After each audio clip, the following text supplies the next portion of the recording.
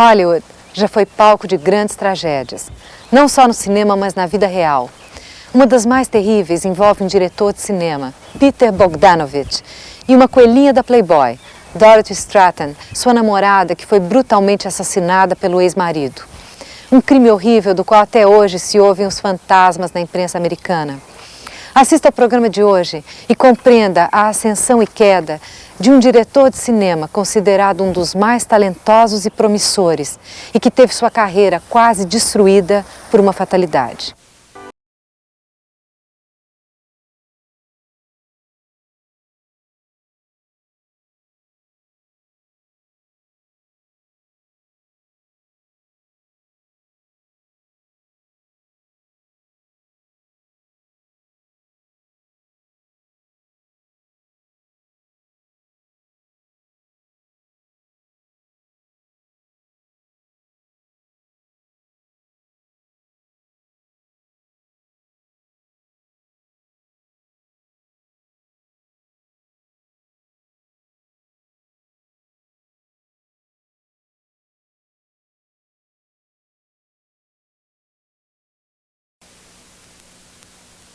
Peter, you made a classic, a very important film, Last Picture Show. You were compared to Orson Welles. Were you prepared for this huge success? No, but then nobody's prepared for huge success.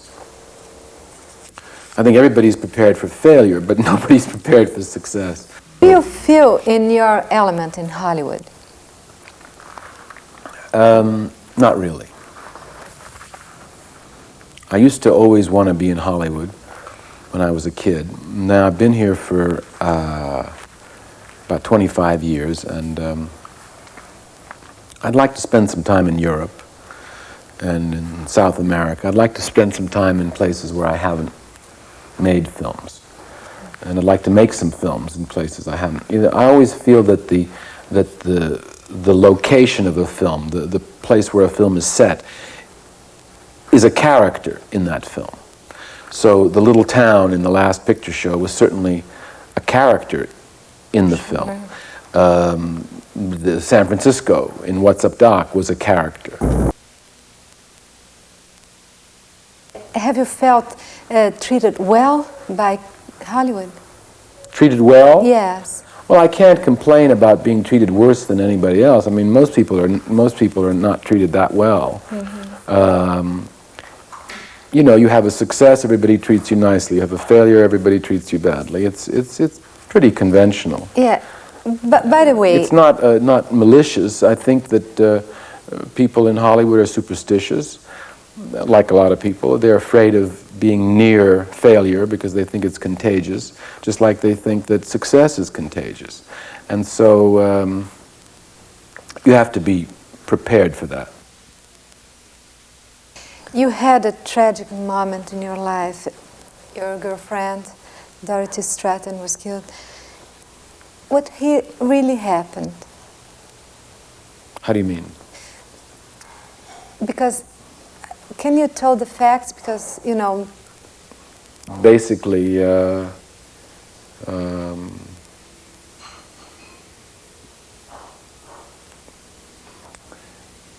don't know how to answer that.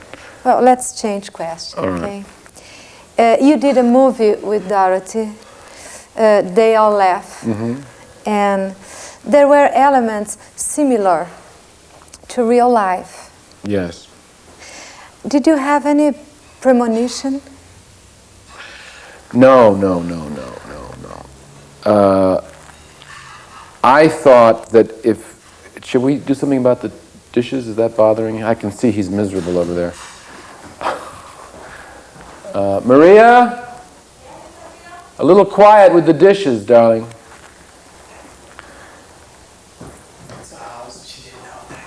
Okay.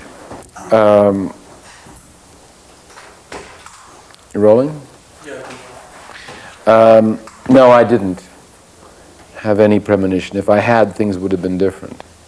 That was the problem. I had no idea. at all. One of the reasons was because I couldn't conceive of anybody killing a woman. It never occurred to me that such a thing could happen. I thought maybe I might get in trouble. I thought maybe that, first of all, I didn't know the man who killed her. I never met him, never knew what he was like. She kept him away from me, and really never told me what he was like herself. And so I had no clue. If I had any premonition, it was that I might get hurt, but I wasn't really worried about it. And then the irony of it is that probably one of the main reasons she did get killed was because she was protecting me and my family and her family, which her sister was living with us at the time, and so he had threatened to kill everybody. So it's one of the reasons she went to see him. But I didn't know any of that till after. Do you believe in fate? Yeah, I sure do. Are you fatalistic about this?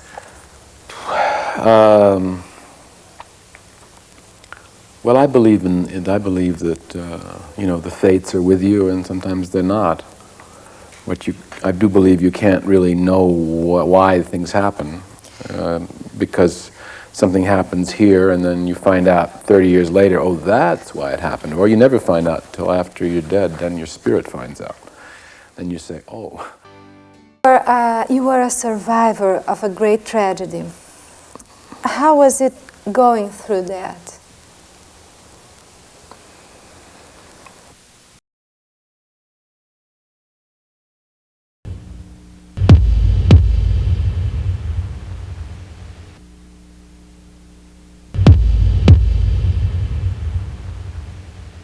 Vamos continuar assistindo a entrevista com o diretor de cinema americano Peter Bogdanovich. Peter Bogdanovich, quando lançou Última Sessão de Cinema, foi considerado um gênio comparado a Orson Welles. De repente, ele teve sua vida quase que destruída pelo brutal assassinato da sua namorada na época, uma coelhinha da Playboy que foi brutalmente morta pelo ex-marido. Nós estamos aqui em Hollywood, na casa de Peter Bogdanovich. Conheça a história. Survivor of a great tragedy. How was it going through that? Well, after about 5 years after it happened, I realized I had to have some therapy. And my therapist said, you have to realize you crashed. You weren't killed, but you crashed. And so don't be impatient, because it'll take time to put yourself back together. So I guess that's what happened, because I think that was accurate. So to describe what it was like, I don't know, several people have asked me that. I never know how to say what it was like. I suppose that, I've said this before, the only image that comes to mind is as though somebody dropped a bomb at your feet, and for some reason, you weren't killed. So you're just kind of, shattered by it, but you didn't die. You isolated yourself in your home. What was this period of loneliness and depression like? Well, I spent that time writing about Dorothy. I spent about 3.5 years, almost 4 years, writing about her, trying to write. People asked me why I wrote this about her, and they said, was it an attempt to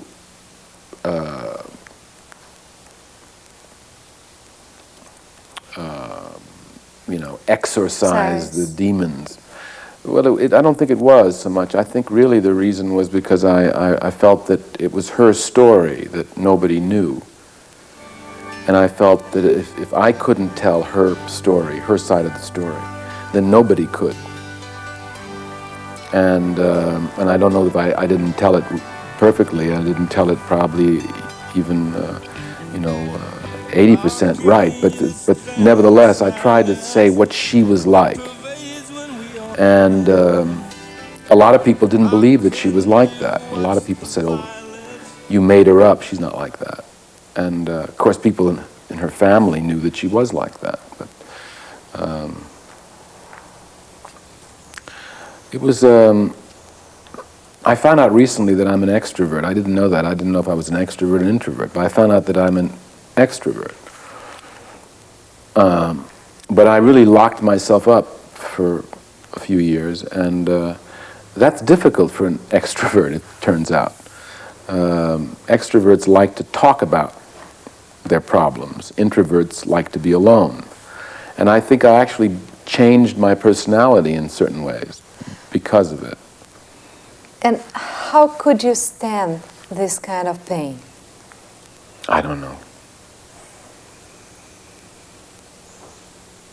I don't know. It just, you just keep going somehow. I think probably my parents they were both, had died by then, but the foundation that they gave me, they had a, kind of European background, and I think that I had a kind of a solid foundation in that area in terms of my youth, and maybe that helped me to get through it. Strength. Yes, and also my family, my daughters, and Dorothy's family too was very sympathetic and understanding. Did you feel any kind of guilt? Oh, of course. I mean, I did a lot of research about that sort of thing, and I did a lot of reading. And I found that, there's such a thing as survivor guilt. For example, if you're in a building and it catches on fire, and you escape, but 30 people die. You are the only one. You feel guilty in a way, even though you had nothing to do with the fire. It's called survivor guilt. So that's one thing. But of course, I felt in many ways responsible because I felt I should have known more. I felt I should have known more. But you have to figure out a way to get through all that. And have you ever used drugs? How do you mean? Oh, you mean, well, I took some marijuana once in a while. Unlike Bill Clinton, I did inhale. But that's about it. I remember trying cocaine a couple of times, but I never liked it, happily, because it's pretty dangerous. Marijuana is a little like beer. It's not unless you take too much of it, it's not going to kill you. But that's the only drug I ever tried a few times. I never really got into any other kind of drugs. I suppose I tried a few. I never tried LSD. I never tried what's that one? PCP. I never tried any of that. It was impossible to grow up. It was impossible to be in Hollywood in the 70s or 80s without, coming across marijuana or cocaine. I don't believe anybody didn't try it. I just don't believe it. Mm-hmm. But some people got really hooked and some people didn't. I never liked liquor. I never just liked it. Just never. In this period, you went through hell. Have you ever thought of suicide? Yes, it certainly came to mind, but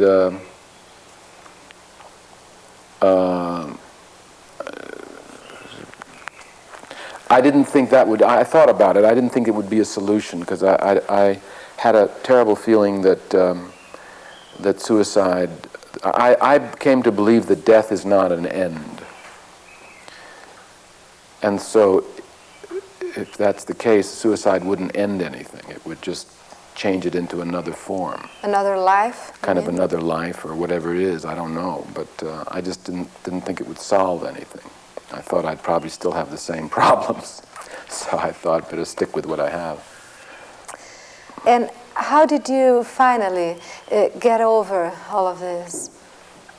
Well, you never do really get over it. People say, well, you over it now? I say yes, but I don't. It's not true. You're not over it. You just find a way to live with it. I mean, her sister, whom I married, which caused a great deal of controversy, and I understood, she and I, probably better than anybody, understood what Dorothy was like, who she was. And in that understanding, we became very close. And I think we saved each other. I think, you see, I think one kind of suicide was that I came to the decision not to make any more films. I just thought I was never going to make any more films because I just didn't really want to. And then at some point I realized I had to, because I didn't know how to do anything else. So I went back to work. You married Dorothy's sister. Did she remind you Dorothy?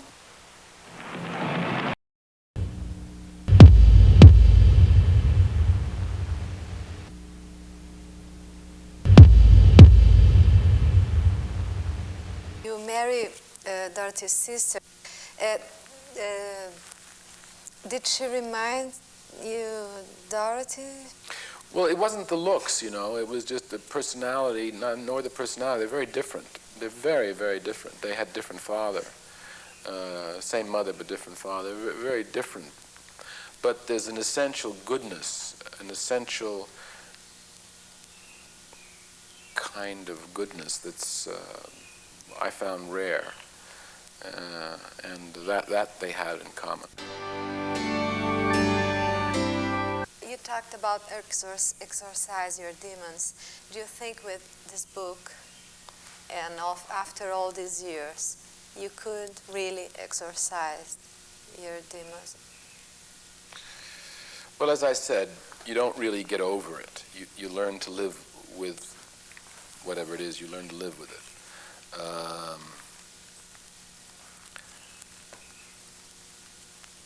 I think that we've been through enough.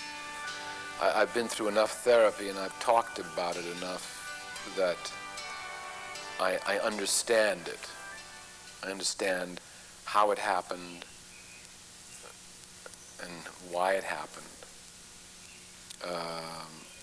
And knowing those answers helps you to live with it.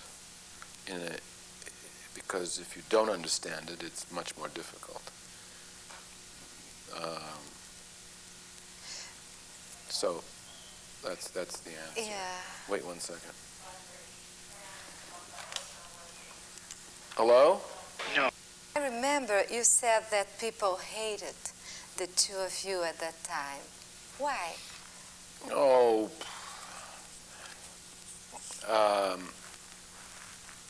I tell you, Cary Grant was a pretty good friend of mine for some years, and we used to talk. And he said to me one time, he says, "Don't ever tell people you're in love." I said, "Why not?" He said, "Because they're not in love. They don't like to hear it." He said, "Don't tell people that you're happy." I said, "No." He said, "No." I said, "Why not?" He said, "Because they're not happy." So. Envy? Are you talking about envy? Yeah, I think so. And you know, also Sybil and I, well, she was young. I can't blame her, but I don't think we handled it very well. We didn't take into consideration that how people, we thought, you know, all the world loves lovers, you know. It's not true. And we thought, hey, we're in love. That's great, isn't it? And everybody said, will you shut up? Your women are all beautiful fantasy figures. Is that how you want to see women? Well, I think it depends on the... I don't know if it's true that they're all fantasy figures. I think the intention, anyway, in some of the pictures was to show the underside of a certain fantasy figure. I think it's very difficult for men to understand women. And I think that's one of the, probably the most difficult and most unfortunate situation there is in the world today, that the two sexes don't understand each other. So consequently, we have a pretty screwed up world. Do you think you prefer movies or real life?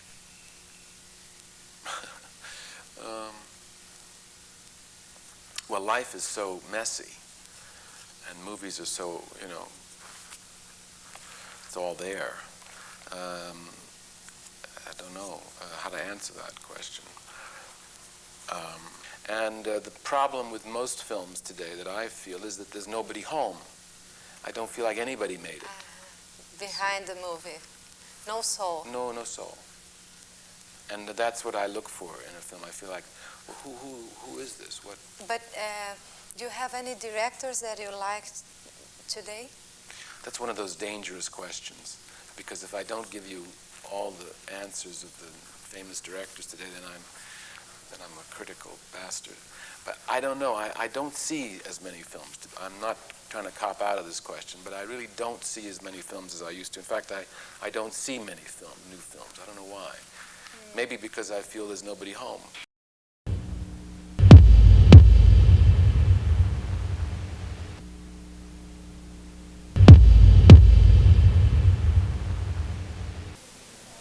Why did you choose make a film about a play?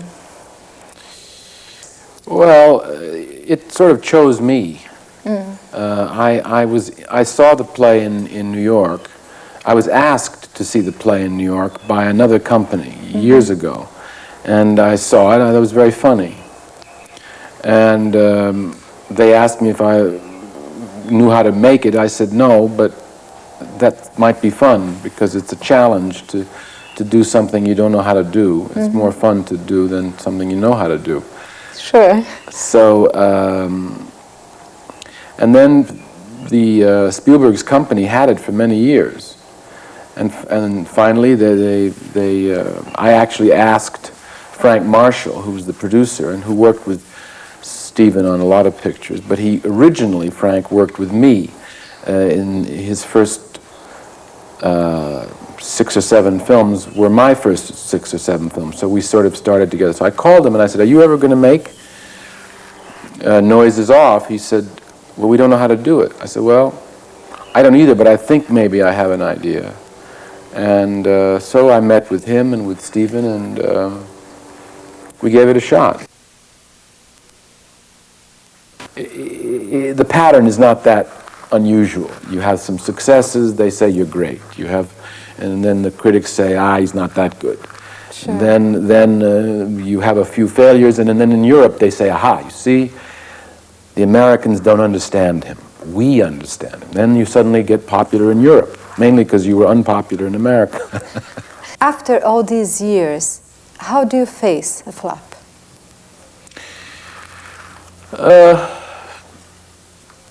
It's a lot easier than it used to be. If you have a failure, years ago, it seemed to me like the end of the world. Now you just go on.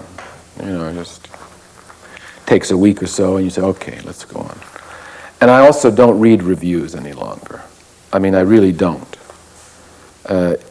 Even the good reviews, I don't really read them. Usually they send me reviews, and I have my secretary read them. And she just gives me the ones that are, I said, just give me the ones that are great. And so sometimes she gives me none, and I say, okay, we didn't get any reviews. What is your sign? Leo, Oh. sun. I'm Leo's. Are you? Oh. Well, hello. Hi. Nice to see you. As one lion to another. Yes, let's talk. Yes, let's talk lion talk, yes. Let's talk a lion talk. Have you lost money on your films? I've lost a lot of money on my films. I lost $5 million on one film. That's all the money I had. That was a picture called They All Laughed. Peter, are you an optimist? Yes, I am basically an optimist. I once asked John Ford, are you a Catholic, Mr. Ford? And he said, dubious Catholic. So I think I'm a dubious optimist. Sometimes. Dubious, not quite sure, you know. But do you still believe in happiness? Yeah, I believe in the idea of happiness. I don't know how you get to it necessarily, but I think it has, well,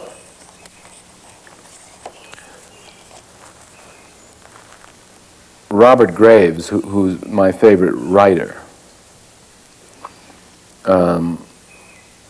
was a great poet and a great writer, said that basically his poems were all about one theme, which is the impossibility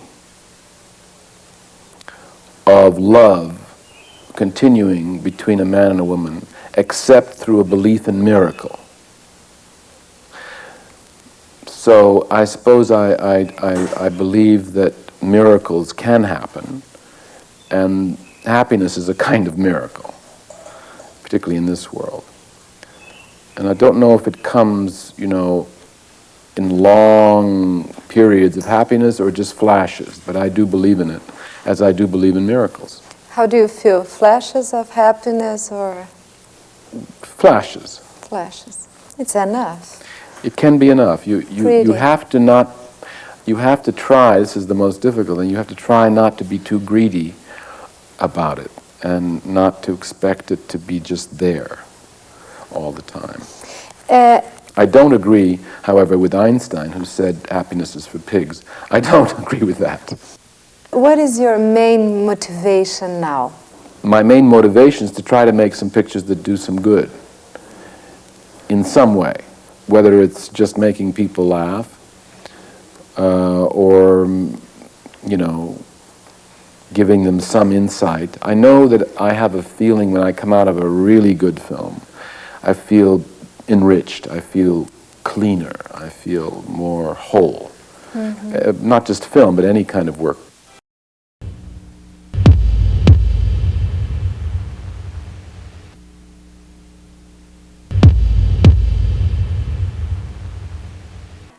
Is it possible to have a slump and come back to the top in Hollywood? Oh yeah, constantly. That happens all the time. You know, the media, first of all, loves that, you know, up and down, up and down. It creates a good story. It happens quite a bit. It's difficult, but it happens. And, you know, I've certainly gone up and down already many times in people's estimation. And, yeah, I think you have to just keep trying to do something good. You know, Robert Graves said that he used to ask himself a question, is this poem necessary? So I try to ask myself, is this movie necessary? And, you know, many times you're forced, because of circumstance or whatever, to make a film that maybe isn't necessary. And my hope, my optimistic, dubiously optimistic hope for the future is that I can make some pictures that are, you know, somewhat necessary, or at least that have some necessity. We are waiting for them. Thank you. You know, the terribly discouraging thing, the difficult thing, is Renoir made a film in 1938 or 37, 38, called La Grande Illusion, La Grande Illusion, The Grand Illusion. And it was a film about it was a pacifist film. It was about World War I. You've probably seen it. And obviously it was an extraordinary film. It was the only foreign film ever nominated for an Academy Award.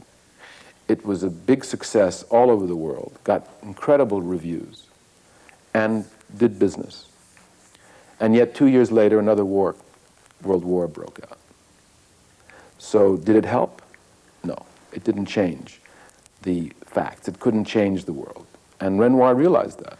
And he said, he came to understand that you couldn't change it with a movie. A movie is not enough. The movie's not enough. But so he decided that all he could give to the world was his love.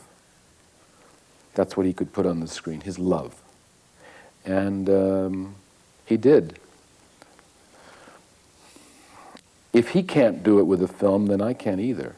But we just, do the best we can to try to make necessary and helpful films in an era where there are so many unnecessary and unhelpful films. Okay, it was a pleasure to meet you, and Nice thank you very much to meet you, for your interview. Okay, thank you.